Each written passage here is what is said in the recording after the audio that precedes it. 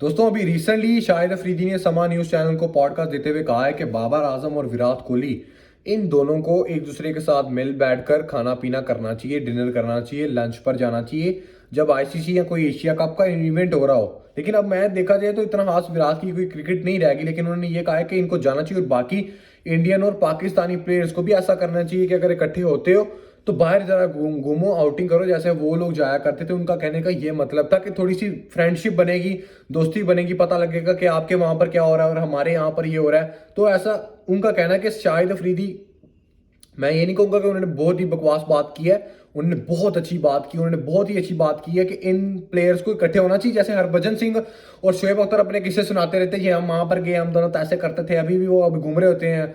वो दोनों तो बिल्कुल एक दूसरे के साथ चमड़े होते हैं जब वो दोनों मिलते हैं ना। तो अच्छी चीज है यार, इंडिया और पाकिस्तान के प्लेयर्स को इस तरह होना चाहिए।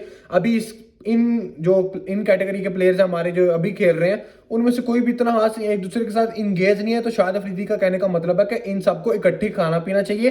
टूर्नामेंट होता है उसका फायदा उठाओ, एक दूसरे के ड्रेसिंग रूम सॉरी, एक दूसरे के कमरे में बैठकर खाना पीना करो, बातचीत करो, गपशप करो लंबी लंबी टाइम तक। तो शाहिद अफरीदी का ये कहना ना, ये मैं कहूँगा काफी अच्छी चीज है। एक तरीके से दोस्ती भी बनती है और थोड़ा सा ना पता लगता है जी, इंडिया और पाकिस्तान की आवाम को भी पता लगता है जी, पाकिस्तानी प्लेयर्स और इंडियन प्लेयर्स एक दूसरे को हेट नहीं करते।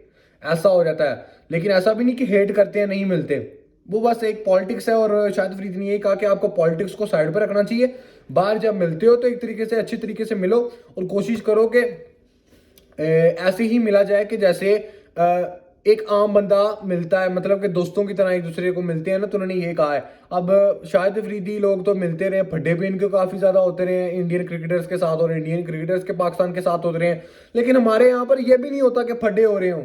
हमारे इतने मम्मी डैडी बच्चे हैं, मम्मी डैडी पेस्ट्री बच्चे हैं हमारे, जो हमारे प्लेयर्स हैं, वो कोई एग्रेशन ही नहीं दिखाते। और वो एग्रेशन मुझे भी लगता है क्यों नहीं दिखाते, क्योंकि वो अगली टीम के अंदर विराट कोहली होता है। अगर एग्रेशन दिखाओगे तो वो वापस भी आएगा और वो बड़ा सख्त आएगा। तो मुझे लगता है हमारे प्लेयर इसलिए भी नहीं करते।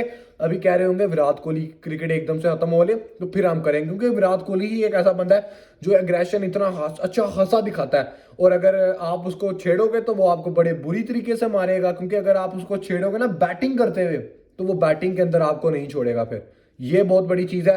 तो मेरे हाथ से एग्रेशन इसीलिए भी नहीं दिखाते, मैं दूसरी साइड पर चला गया था। लेकिन मेरे कहने का यही मतलब है कि थोड़ा सा यार होना चाहिए, चुम्मा चाटी करते हो, गले शले मिलते हो तो वो बाहर भी मिला करो, सिर्फ हमें कैमरे पे ना दिखाया करो, वैसे ही कहीं जाया करो, हमें जाके पता लगे कि ऐसा कोई किस्सा हुआ है जी कि जा रहा बाबर आजम विराट कोहली के साथ जा रहा है, शाहीन अफरीदी बुमराह के साथ घूम रहा है, नसीम शाह शुभमन गिल के साथ घूम रहा है। तो ऐसे होना चाहिए। जब आगे टूर्नामेंट आ रहा है दुबई के अंदर, अब आप लोग जाओगे तो इनको इकट्ठे मिलकर कोई बातचीत लंबी शमी करनी चाहिए, जो शाहिद अफरीदी का कहना है।